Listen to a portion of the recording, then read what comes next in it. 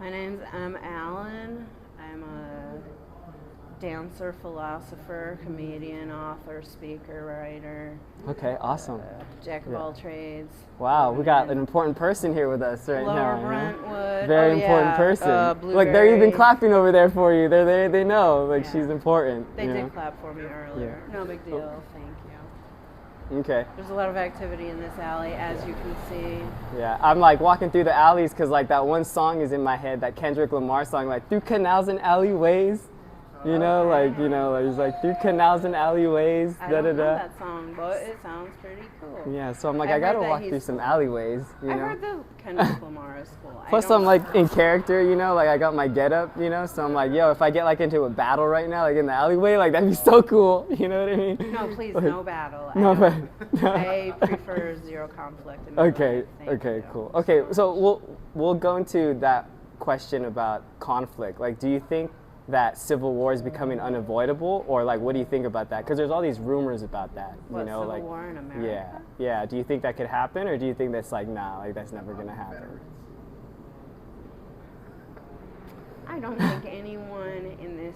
I mean, because I definitely don't want that to happen, but I mean, I feel like people are just like giving us no choice, you know, because like they're not playing fair, they're not playing nice, you know.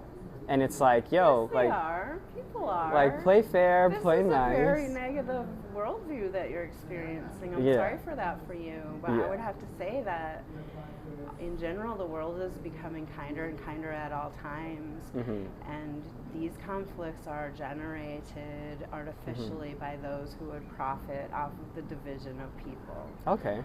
But it's an illusion. It's just like the illusion that you're busy. The illusion that you're busy is designed to make you feel that you need to purchase products and services that will help you with your quote-unquote busy life. But when everyone talks about how busy they are, it's like, well, what did you do this week? Hardly nothing. They're not actually busy, but they've been told in their minds since the 1840s or the 1760s, whenever they started having newspaper ads for like convenience tools for the busy mother in the kitchen. Yeah. And like, oh, this busy mother's life. Now this guy's busy. He's moving the garbage. It was so heavy earlier. Now he's like just chilling, walking. But earlier we saw him push it. Yeah. And anyways, the bottom line is stop and think about what you think is real or you think is happening, and whether that's because you've heard that message so many times, or whether that's played out by the evidence that you see in your everyday life. Okay. Because in your everyday life, what you're going to see is people being kind and gentle towards each other. Yeah. Far more so than not. Yeah. So you would say experiencing empathy much more than not. Would you say human beings are like naturally then kind, or like more like kindness is humans' nature, or would you say it's more of an evil nature? Because I think it was John Locke. He was like a famous philosopher. He said, you know, humans are inherently, you know, good, and then I think it was his opposition, you know, the philosopher at the time, who said, you know, well, human beings are inherently bad. You know, what do you think about that? Like, what's your opinion? Well, I minored in philosophy 1,000 years ago, so I do have thoughts on these topics. But I will say that both of those mindsets involve the idea that there's a fixed and objective good and evil. And that's an impossibility when you're inside of a living microcosm, which is the earth, humanity, all creatures that live on the earth, all sentient and non-sentient items and objects, because they're all part of each other. They're all made out of the same molecules. Space is made out of the same molecules that we are. And space doesn't have good and evil. We don't go like, that evil planet destroyed that other star. Like, there's no morality to it. So how could there be morality? It's like good and bad is all relative, right? Yeah, like, I mean, the reality is that I'm not saying that there's things that aren't harmful versus less harmful. But what I'm saying is that when you get right down to it, there can be no life without death. In order for something to live, something else always has to die, whether that thing is a plant or an animal. Yeah. So it's just nature, you know, like that's how nature works. that Nature live doesn't on the judge, earth, like, but you know. the reality is that we are definitely becoming as a group far, far, far more aware and observant of that connected oneness, Yeah. which is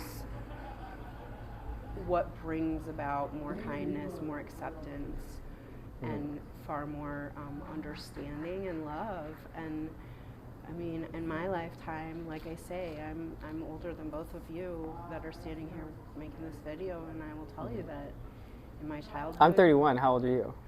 I will be turning 51 this year. Oh wow. So I've got 20 years more than you of life, which isn't a lot. Yeah, you 20 got years definitely. is not very much time, kids. Yeah. But I will say that in my lifetime on this earth, I have seen this change. I have seen. You look good for 51, actually. I would not think you're 51. I thought she was like 31, to be honest with you. I was like, Girl, dang. and you can take Got that part it's all out that of the positivity video. keeping you young. You know what I mean? I don't usually tell my age, but you told yours. So fairsies is fairsies. But Okay, cool. the reality is that I guess I'll close with this.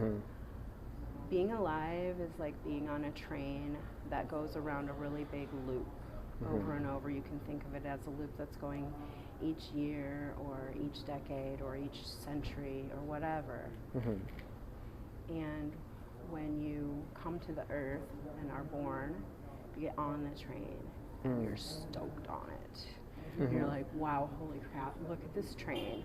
Look at everything that's in this train. And then you notice the windows and you go, oh my gosh, look at all the stuff that's happening all around us. This is crazy. And there are people who are already on the train. And those people are like, could you just please be quiet? Could you not be so excited about this? I've seen it, done it. It's boring. I'm over this train. Yeah. But then there's other people who've been on the train even longer. And they know that they are reaching the point where they're going to be getting off the train. Suddenly they start being more stoked on it again because they realize that their time on the train is coming to an end. And the whole time that you're on the train, there's people all around you who are getting on and off the train at all different times on their own schedules. Okay. And so if you can remember that every single one of us is someone who found ourselves on this insane train, which is being alive, and didn't know anything as an infant. And then, 18 years later, you're supposed to like pay taxes and have a job and like take care of things, or like maybe be a parent or something of another infant. When you're barely not an infant yourself. Yeah, it's like children raising children, and people wonder why the kids are like doing whatever they want. The infant never went anywhere. Yeah. So if you can remember that everyone you encounter is and was an infant, and you remember that, like, how angry can you get at an infant? Like, there's no morality. We don't say this baby is evil. Like, imagine somebody that was like, I have an evil baby. You'd be like, no, you're a little evil, right?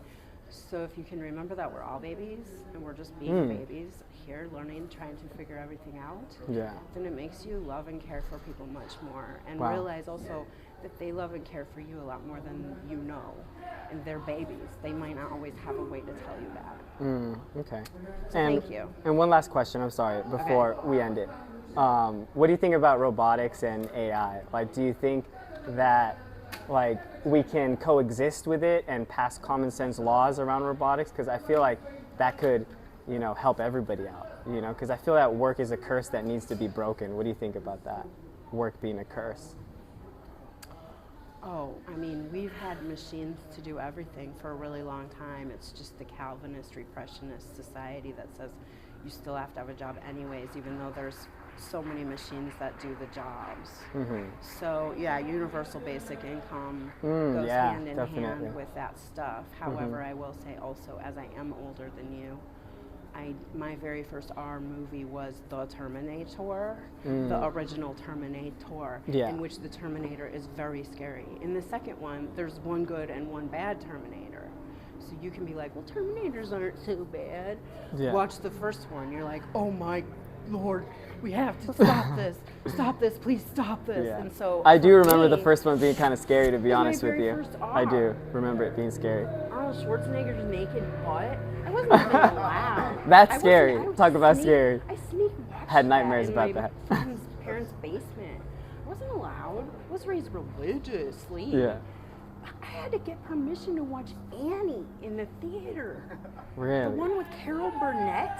Yeah. Because That's it a was completely different PG generation. instead Yeah. of G. Mm-hmm. That was after I had already watched The Terminator. Hmm. But my parents didn't know. Thank you. But the point is, there's this fear that exists inside that if the machines use their logic to the nth degree, Mm-hmm. then the machines could easily decide that living things are obsolete and that Mhm. nothing should be a living thing and everything should be a created object that has a longer I feel like we'd have to lifespan. teach them how to behave. Like So- they'd almost be essentially children. Well, you there, know? And yeah, it's like I we'd mean, have to that's teach how them most properly. people do with the AI. I know that's what they call it, is like learning. Like a very learning smart child. You maps, have like a learning genius maps. child that's just like, We have a child that can retain every bit of information that's ever given to it wow. and has access to every bit of information that's ever existed. So Yeah. that's way more different than a regular child. And what I'm saying is, if you actually use logic, like actual logic, like if-then statements, life doesn't make sense. Mm-hmm. So that's what's scary about it. It's not that machines would decide they hate us, because machines wouldn't necessarily have that kind of emotions.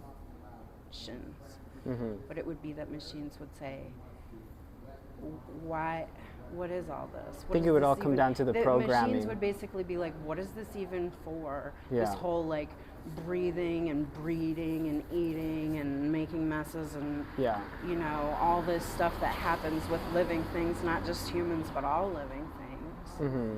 And they would go like, well, we can control the atmosphere with our machine, and we can do all this stuff with our own machine brains, so we don't have to like do things that would support life, because who cares about life? We're alive, we're do this. Mm-hmm.